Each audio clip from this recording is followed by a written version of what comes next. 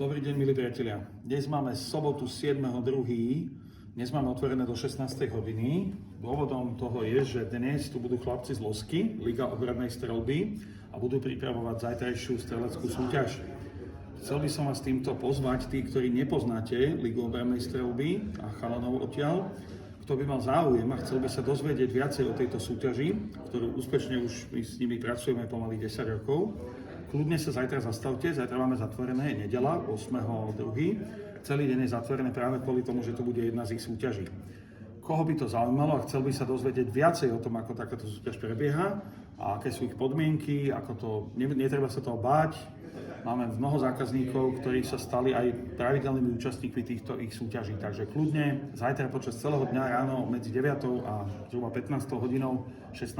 sa môžete kľudne zastaviť, pozrieť sa, ako takáto súťaž prebieha a dozvedieť sa viacej o tom, kedy sa môžete prípadne zúčastniť aj vy. Takže vás srdečne pozývam, prajem vám ešte peknú slnečnú sobotu a zajtra možno dovidenia.